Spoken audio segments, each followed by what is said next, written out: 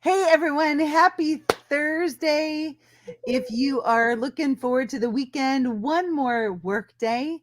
I hope that your life is as rewarding throughout the week as it is on the weekend. And that includes those of you who play during the week and work on the weekends and vice versa. That really and truly the balance of life comes from how many times we cross over midline, right? So like we're all in at work and then we cross over the midline and we're all in at home and then we cross over the midline. And so it's not just like running down the middle, it's being on both sides and all in. So if you followed me for very long at all, you know this lady, Dr. Erin Jacob Stagner, has become just such a trusted, wonderful friend as well. She's a boot camper. She's on my team for my live events. She's a private coaching client. She does my women's deep dive mastermind. She does my mindset masterclass. We're in Michael Neal's Creating the Impossible together. So to say that the two of us spend a lot of time together is likely an understatement. So I'm super excited to have you with me today. Thanks for joining me. Yeah, thanks for having me. So, just a side note, I didn't realize this until I do a weightlifting coaching group program, and we talk about what you eat on the weekends can really impact how you train and how you whatever goals you have set for weights during the week. And it's like you don't think about the weekend is actually 1/3 of the week. And it's like, wow, what a shift. Holy cow. You think, oh, I'm gonna eat really good during the week and then I'm gonna binge on the weekend. And then it's like, oh my goodness. Yeah. What did you see when you looked at that thinking? Like I need to eat good on the weekends too. Yeah. But I need to. Yeah. Or or like even what compels me to eat crappy Yeah. on the weekend, right? They're always triggers, and I love Yeah. Michael Neal in I think it's Inside Out Revolution talks about um, this group in, if I remember correctly, in Great Britain who has like a 74% success rate with weight loss. Yeah. Because they And just eat what they want when they want it. and they basically just tell people like instead of having like all of these things that are off limits Mhm. or you can't have this and you can only have this, like just like slow your roll and listen to what your body wants to eat. Once. Mhm. And then when you do, like, really enjoy it. And they do the same kind of, remember, they do the same kind of thing with people who are smokers. Mhm. And so they tell them like instead of like beating yourself up when you're smoking, like really enjoy it. Like really enjoy that smoke going up your nose as you exhale and really enjoy feeling the smoke on your skin and in your hair and really suck it in and breathe, like really taste that nicotine. And individuals then when they stop and enjoy what they're doing, especially in the smoking thing, they're like, it doesn't taste good at all. Like I don't enjoy this thing that I've told myself forever Mhm. I really enjoy. So the opposite of that is when we tell ourselves that things are going to be hard. So what have you been able to see throughout our coaching and the women's deep dive mastermind about this habit of it's so hard? So it's funny that a lot of things that we talk about either through private coaching or through the mindset class or through Michael Neal's stuff is either overheard or it comes up in conversations with my kids and or my practice members. So a lot of times they'll come in and like, well, it's just, eating right is just hard. I'm like, so what's hard about it? And I'm like, oh my God, I'm channeling Barb. But it is when you stop and think about it, like, what's hard about it? And then it's like, oh, well, it takes more time. Well, what would it look like if it didn't?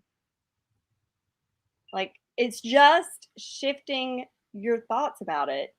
And it's funny that you brought up that the reference about eating what you want from Michael Neal. The day I was listening to that, Lydia was in the car with me.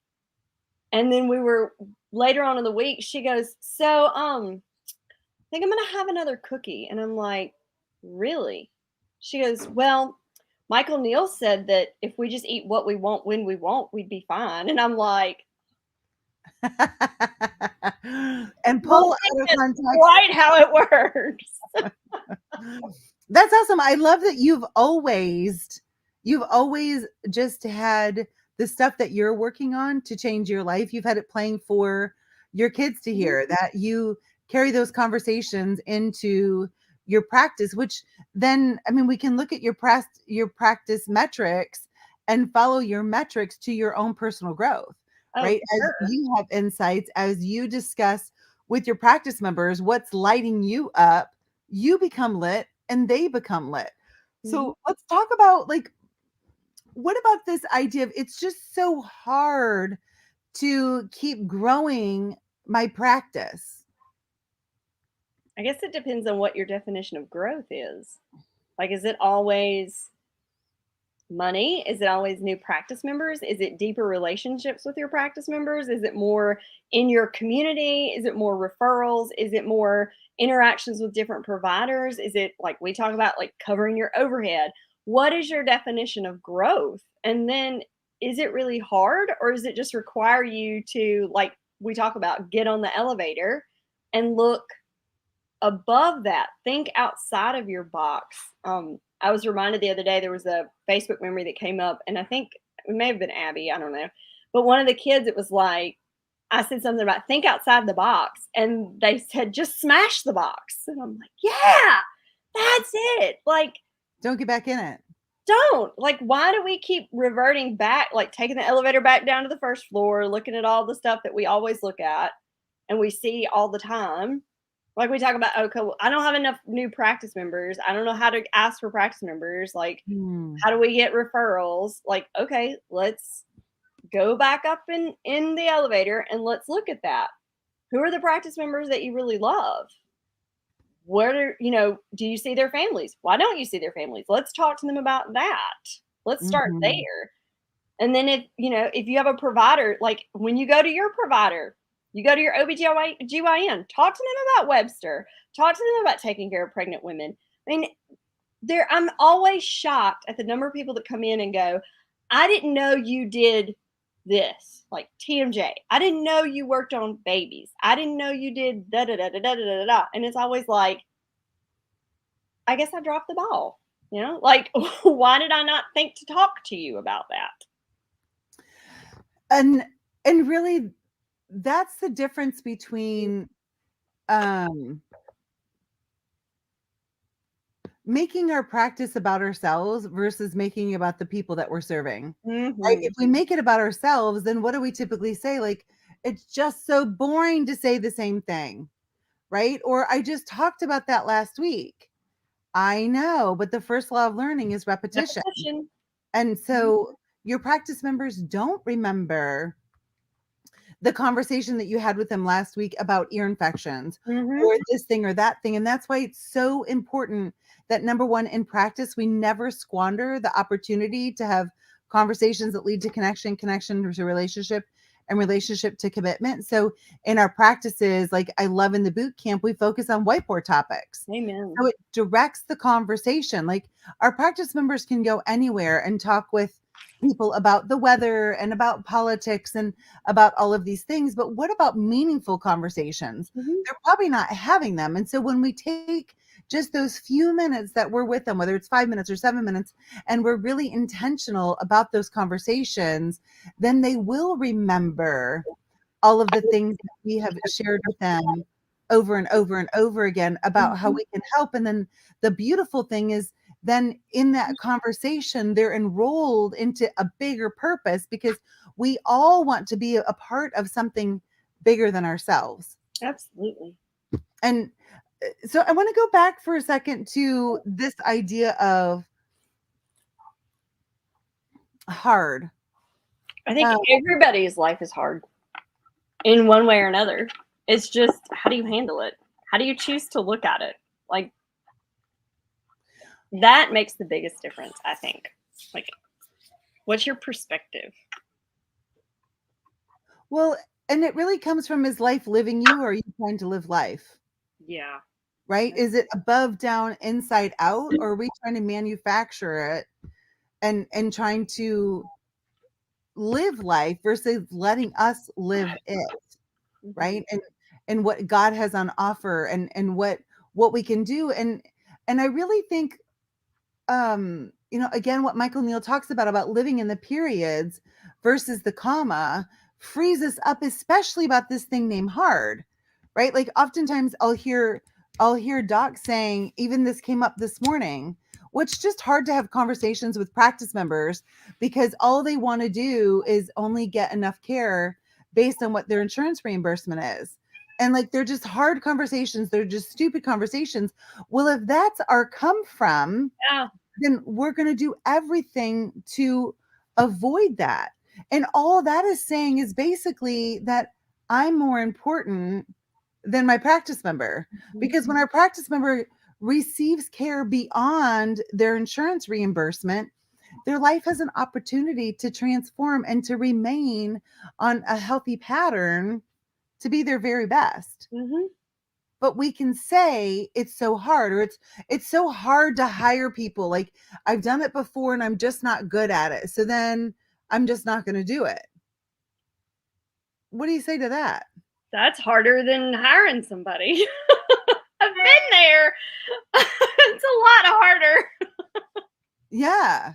And past performance doesn't dictate future results, Okay. right?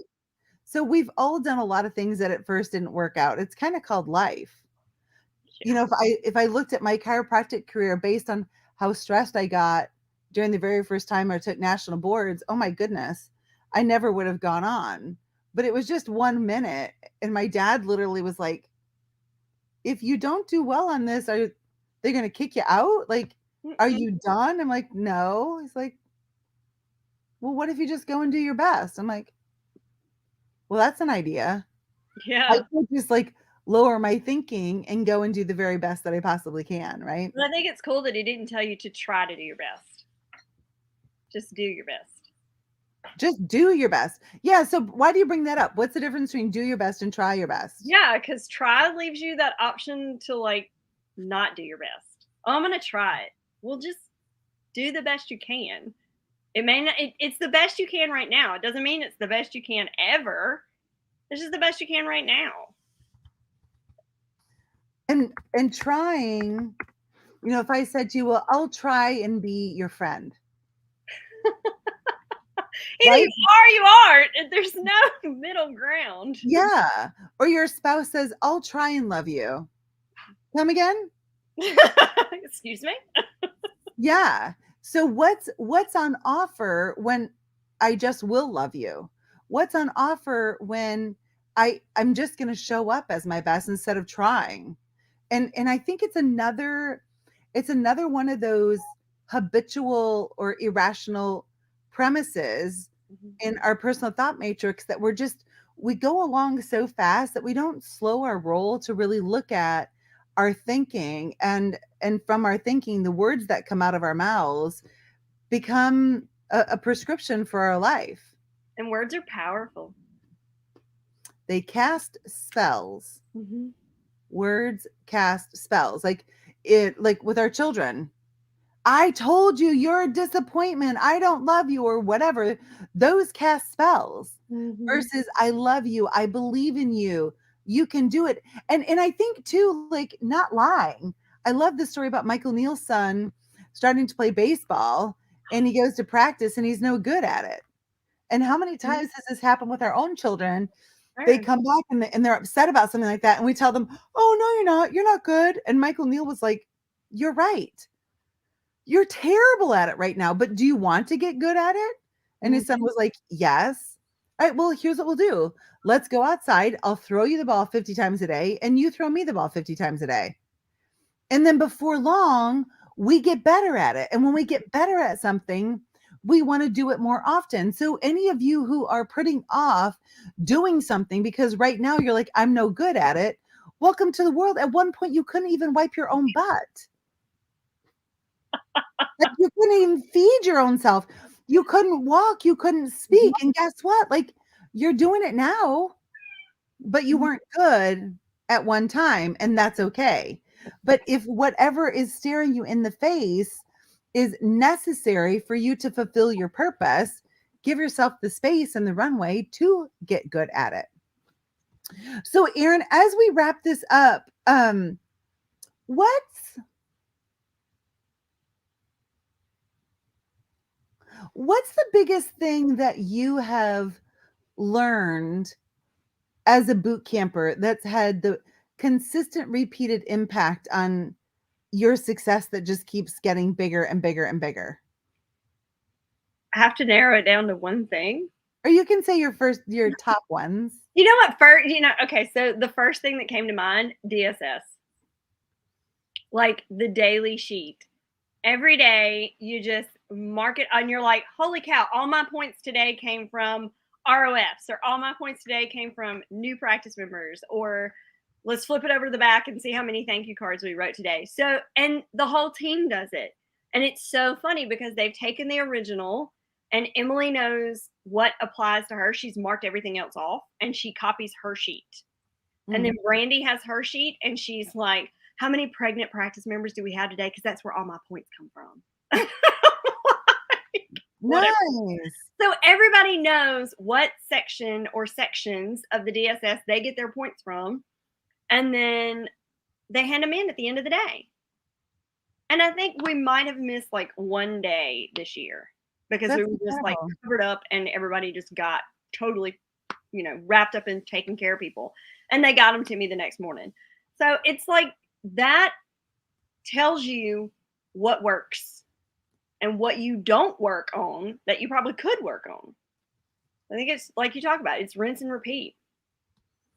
And it's your own recipe. It's not somebody else's like, hey, this worked for me. You should do it in your practice. It's really and truly like this is what each team member does specifically on which day. And then we can look at the results. And if the results that you like, here, keep doing that plan. Mm-hmm. Right. So we're not always having to make up new things. Like, where do I go? What do I do now? Yes. Oh, the so-and-so does this. So let me run and go do that. And then this, and then this. And then all of a sudden it's like, where are you? Like, this is your practice, but you're not doing what you do. You're doing what everybody else does, trying to make it work for you. Like, just be you. Yeah. Can't be anybody else. They're already taken. I love that. So as we wrap this up, what advice do you have for someone who's watching who hasn't done a boot camp event yet? Maybe they're not in the boot camp or they haven't done a boot camp event. What advice do you have for them? I'm sorry, my dogs are barking. No, you're good. So, and I always talk about this when I see people like looking for coaches or groups or mentors or something like that. I'm always like, you know what? You get in the boot camp, you get more than just Barb. Like, you get all of us. I don't even know. Is it like 500 of us now? Almost. Like yeah. So you get 500 people to use as references. Like, what do you think about this? How does this work for you? How do you, and nobody's the same.